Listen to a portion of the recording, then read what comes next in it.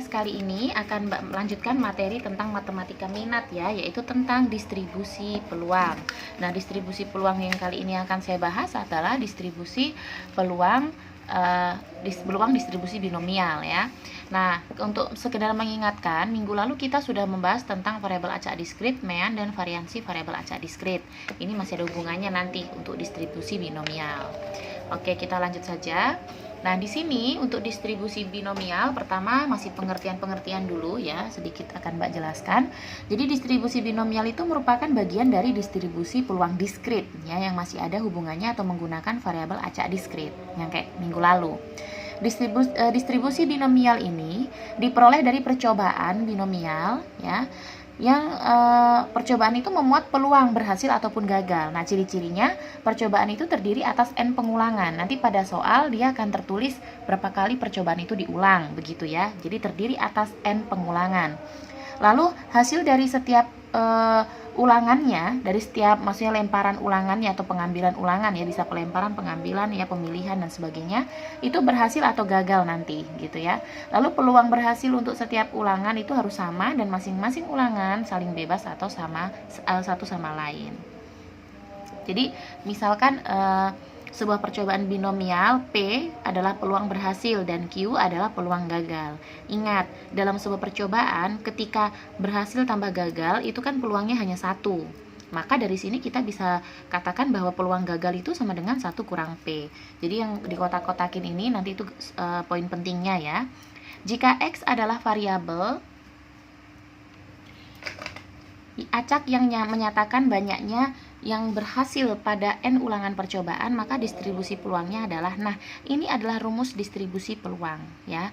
Jadi bisa pakai atas atau bawah karena sama saja di sini. Ini adalah distribusi peluang ya. Untuk Q ini diganti 1 kurang P, artinya kemungkinan atau peluang gagal itu kan sama seperti 1 dikurang peluang berhasil begitu.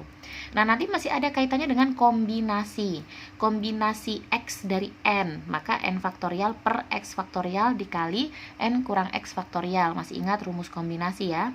Nah, untuk rumus nilai rata-rata atau harapan matematiknya itu menggunakan rumus ini. X adalah mu sama dengan NP. Mu itu kemarin kita udah belajar, itu rata-rata mean ya. Variansinya ini simbol variansi ya, di simbolnya seperti ini.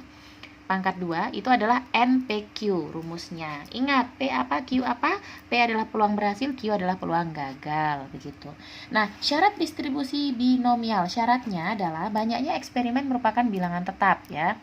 Lalu setiap eksperimen selalu mempunyai 2 hasil. Nah, tadi tuh sudah diulang lagi nih, sukses ataupun gagal. Tidak ada daerah abu-abu. Daerah abu-abu tuh maksudnya daerah yang ini sukses kah, berhasil, tidak jelas. Jadi dia jelas sukses ataupun berhasil gitu. Nah, biasa kata-katanya yang bisa dipahami di sini, kalau lulus itu berarti sukses, tidak lulus berarti gagal. Jadi kadang ada kata-kata tidak di soal itu tidak langsung ditulis sukses, gagal, tidak, dengan kata-kata lain. Contoh setuju, kalau ada kata-kata setuju kita anggap itu sukses, kalau tidak setuju berarti gagal, kayak gitu dan seterusnya ya. Nah, lalu probabilitas itu apa? Peluang ya. Peluang sukses harus sama pada setiap eksperimen. Jadi kalau ada kata probabilitas nggak usah bingung, itu maksudnya adalah peluang. Eksperimen tersebut harus bebas satu sama lain tadi ya, yang nomor 4. Jadi intinya ini 1, 2, 3, 4 dengan ini tuh sama ya, dengan yang atas. Nah, selanjutnya untuk simbol. Nah, tadi itu sudah tuh, P berhasil, Q gagal, N itu banyaknya percobaan, X adalah banyaknya percobaan berhasil dengan rentan X-nya seperti ini. Oke, kita lanjut aja ke contoh soal. Contoh soal yang pertama, sebuah koin itu dilempar 3 kali, pelemparan. Nah, kalau ada kata-kata 3 kali dilempar, berarti ini kan kemungkinan besar adalah peluang distribusi binomial. Tentukan peluang didapatnya 2 angka pada pelemparan tersebut. Nah, kalau berarti gini, banyak percobaan tuh berapa? N-nya 3 gitu kan. X-nya 2. Kenapa X-nya 2? Ingat variabel acak, dia diminta 2 angka ya, 2 angka pada pelemparan. Udah kita pakai rumus aja, peluang distribusi binomialnya. Ini rumusnya. Tadi di belakang sudah ada. Nah, X-nya kita masukkan 2 karena dia minta angkanya 2 gitu kan. Nah, padahal 2 angka pada pelemparan, 2 angka pada pelemparannya. Nah, karena di sini tadi pelemparannya ada 3 ya, jadi gini loh, maksudnya gini, kalau dia melempar koin itu 3 kali, satu koin dilempar 3 kali. Peluang muncul dari ketiga lemparan itu keluar 2 angka. Berarti kan logikanya keluar 2 angka dan satu gambar kan. Jadi mungkin begini, lemparan pertama keluar angka, lemparan kedua keluar angka, pas lemparan ketiga keluar gambar. Nah, dia tuh maunya kemungkinannya hal-hal seperti ini. Jadi 2 di antara 3 pelemparan itu muncul angka gitu. Berarti itu kan kombinasinya adalah kombinasi 2 dari 3 P pangkat X. P-nya setengah. Kenapa bisa P-nya setengah? Nah, gini, ingat P itu kan tadi peluang berhasil. Jadi uang koin itu kan ada ruang sampelnya, itu banyaknya kan ada 2, angka dan gambar toh. Nah, kalau muncul angka berarti kan kejadian A itu muncul angka berarti kan 1, maka peluangnya kan adalah 1/2. Makanya di sini peluang berhasil 1/2, peluang gagal juga 1/2. Nah, kalau gagal berapa? Komplement dari PA berarti selain keluar angka yaitu gambar toh, berarti kan juga 1/2. Karena kemungkinan muncul gambar juga 1 gitu. Makanya di sini harus dicari dulu peluang berhasil dan gagalnya gitu kan. Oke. Nah, setelah itu rumus kombinasi ini adalah setengah kuadrat, setengah saja, pangkat 1. Kenapa pangkat 1? Karena n kurang x. N-nya 3, x-nya 2. 3 kurang 2. Nah, dikalikan dapat 3/8. Jadi peluang distribusi binomialnya 3/8. Nomor 2. Contoh. Kemungkinan seorang balita tidak diimunisasi campak adalah 1/5. Pada tanggal 26 Juni 2016, di klinik Anda terdapat 4 orang balita. Berapakah peluang dari balita tersebut 2 orang belum mendapatkan imunisasi campak? Jadi, balita tidak diimunisasi campak itu peluang kemungkinannya 1/5. Sedangkan saat itu ada 4 balita dan kemungkinan 2 orang belum diimunisasi bagaimana? Nah, berarti kan ada 4 balita, tapi dia variabel acaknya X itu dia minta 2 orang yang belum diimunisasi. Maka peluangnya adalah peluang berhasil, artinya peluang untuk satu orang balitanya ya, yaitu 1/5. Begitu. Berarti kalau Q-nya gimana dong? Nah, cari Q kan tadi ada rumusnya, 1 dikurang P. Berarti 1 kurang 1/5, Q-nya 4/5. Kalau sudah dapat P, Q, N, X itu sudah mudah, langsung masuk ke rumus. Nah, X-nya 2 kan? Udah, hitung seperti yang di atas, dapat 96/625. Gampang. Yang di sini yang penting harus benar. Kalau udah masuk rumus tinggal hitung, itu gampang. Lagi, contoh soal yang ketiga.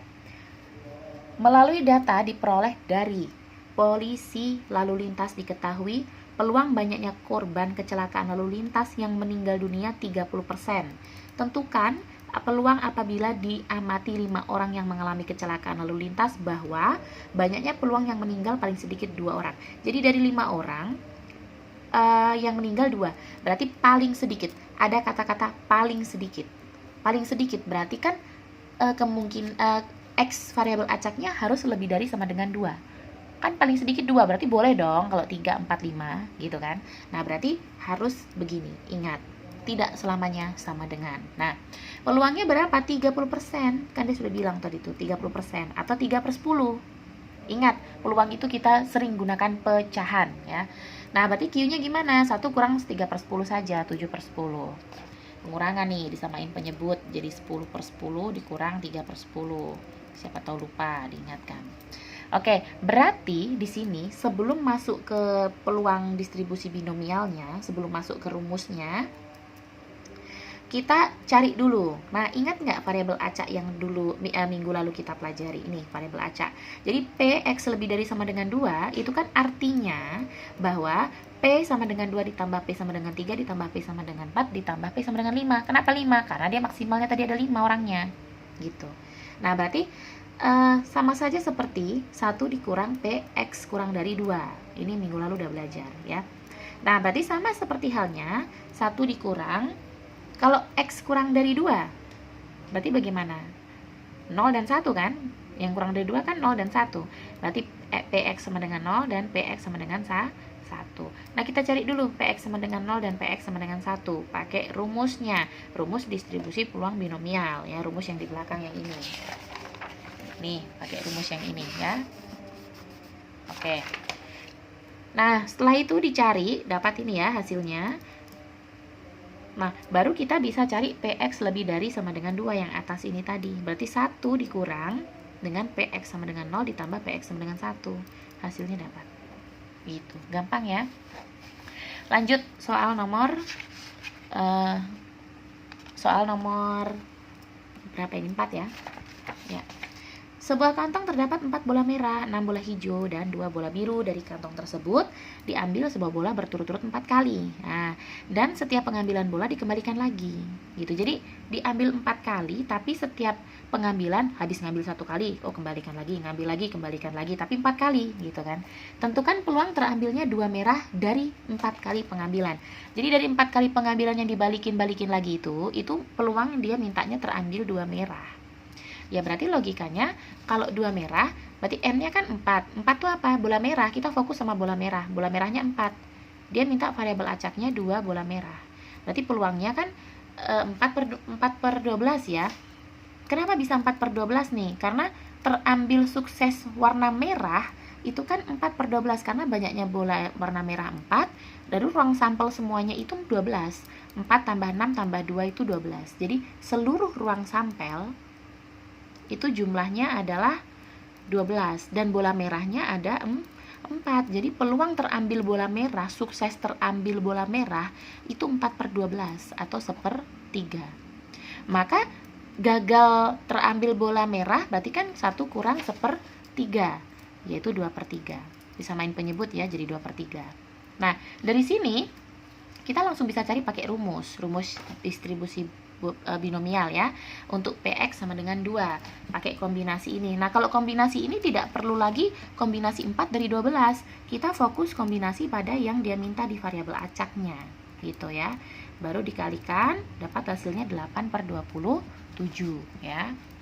Oke, selanjutnya yang B. Maksimal dia maunya terambil 1 bola hijau dari 4 kali pengambilan. Jadi 4 kali pengambilan itu dia maunya dari 4 ngambil itu 4 kali ngambil, dia maunya 1 kali itu warna hijau yang keambil. Berarti hijaunya ada berapa gitu kan? Karena 4, karena ada 4 kali pengambilan maka N-nya 4 gitu. Terus X-nya bagaimana gitu. Nah di sini karena dia bilang maksimal itu berarti paling banyak hijaunya hanya 1. Berarti X kurang dari sama dengan 1, kan nggak boleh lebih dari 1. Kalau maksimal 1 berarti nggak boleh lebih dari 1, maka X kurang dari sama dengan 1 gitu. Kalau X kurang dari sama dengan 1 artinya kan bisa 0 bisa 1 gitu. Dia bisa 0 bisa 1 kalau X kurang dari sama dengan 1. Nah peluangnya dulu deng, peluangnya berarti sama kayak gini caranya. Kita lihat hijaunya 6, dia maunya keambil 1 gitu kan. Hijaunya 6, ruang sampel semua 4. Kok 4? 12 ya, hijaunya 6. Berarti 6 per 12 atau 1 per 2. Q-nya berapa? Setengah, tinggal dikurangkan aja 1 kurang 1/2. Baru masukkan di rumus, tapi masukannya nggak langsung kayak gini karena ada kata-kata maksimal 1. Maka kita harus tes dulu untuk X-nya 0 dan X-nya 1. Jadi PX sama dengan 0 berarti kombinasi 0 dari 4 gitu. Kalau tadi kan PX sama dengan 2 berarti kombinasi 2 dari 4.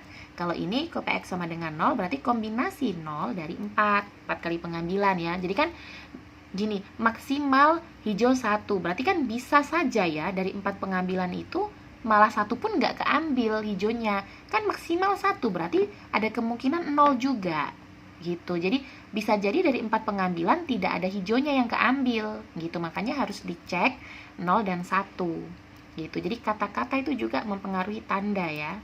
Perhatikan. Nah berarti kombinasi 0 dari 4 itu 1 gitu. Setengah pangkat 0 1, bilangan apapun dipangkatkan 0 itu 1. Baru kali 1/16, hasilnya 1/16 untuk PX-nya 0. Kalau PX-nya 1 ya berarti kombinasi 1 dari 4 gitu.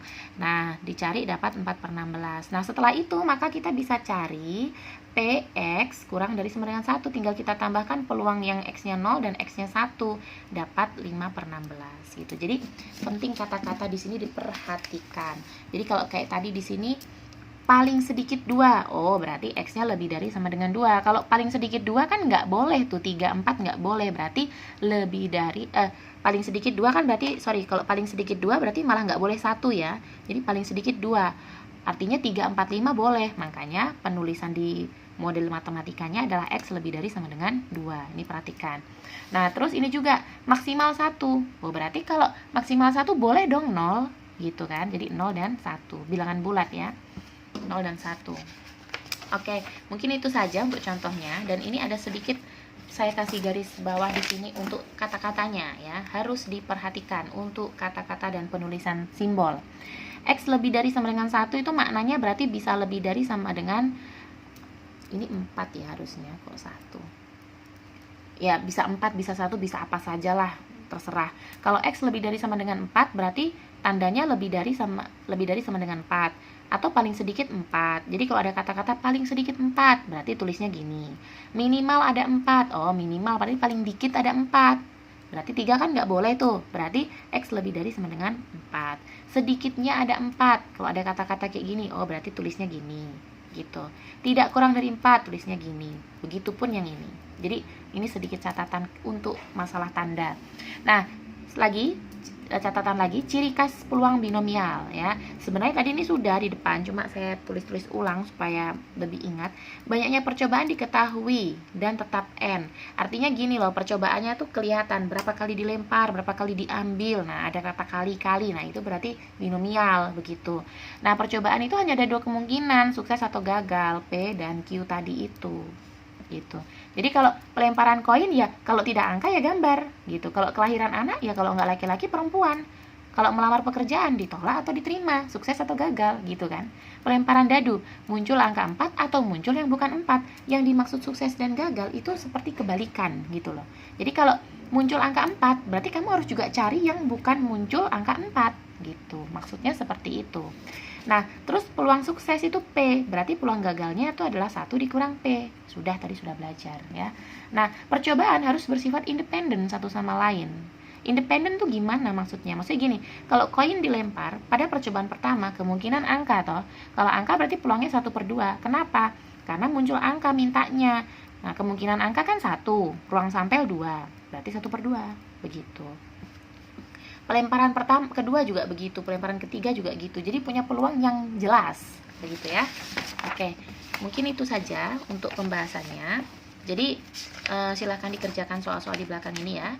Jadi ini memang peluang distribusi binomial ini masih ada kaitannya dengan materi minggu lalu, yaitu variabel acak diskrit ya, varians dan rata-ratanya. Cuma mungkin kalau varians dan rata-rata nggak terlalu dipakai di sini ya, hanya variabel acaknya aja. Oke, selamat bekerja. Semoga penjelasan dari Mbak bisa membantu. Good luck.